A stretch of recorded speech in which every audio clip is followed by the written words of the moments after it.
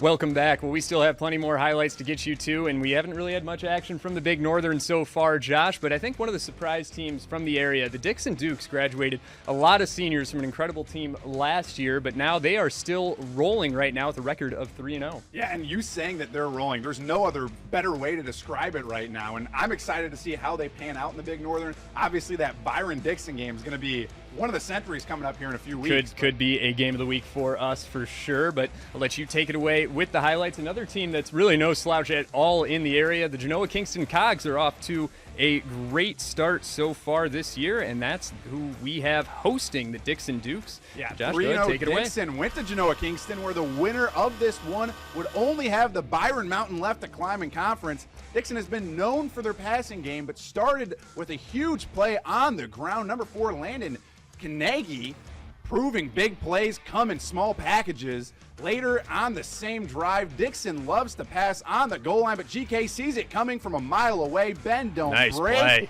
Cogs coming up with a big interception to hit back early. Patrick Young, a senior playmaker, taking the momentum back from Dixon.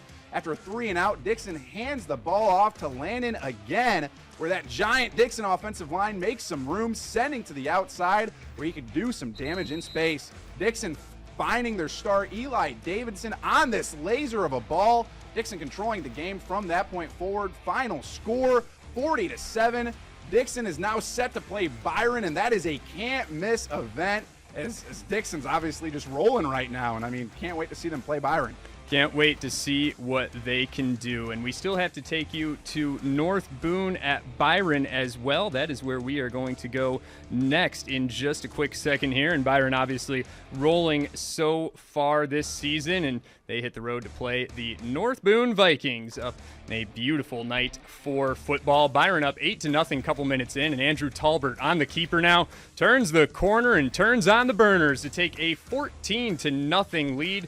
Big time play. He's been making them all year long. And then North Boone's number 1 here, Brandon Slater, gets his pass tipped at least twice, lands into the hands of Braden Knoll, and it returns that for a bunch. So knocking up the door again. That sets up a Cole Aiken run. Runs into the end zone untouched, as most of the Byron runners were. That makes it 22-0. Got to see if that's the little brother of Kai Aiken, who just graduated last year. North Boone looking to get on the board. Slater on the pass to J.J. Ford. He is at the goal line and in. Viking score makes it 22-6. Then it's Aiken again, taking the ensuing kickoff. You see the giant hole there that he emerges from. Mostly open space. Sheds a couple tacklers on the way. That is a 70-yard touchdown return and a Byron 28-6 lead, and that was all they gave North Boone, as Byron with one of the biggest wins of the night, 71-6, the final from North Boone. Wow. Now going over to Oregon for their homecoming game, and Bago's looking to get a huge win out of this game at homecoming in Oregon. On the second play of scrimmage for Bago, they throw this pick. Caden Langoff throws it right to Avery Lewis, who runs it back for the house call, and just like that, Oregon is up 7-0 to start the game early. Very next drive, Bago hands the ball off. They fumble it, and who other than Avery Lewis again to recover the fumble. Now Auburn's Keaton Salisbury with the moves and the big-time run. Somebody get this man a Salisbury steak. He gets Oregon in huge red zone territory right now, and Hunter Bartell easily punches it in to put the Hawks up 14-0 in the first.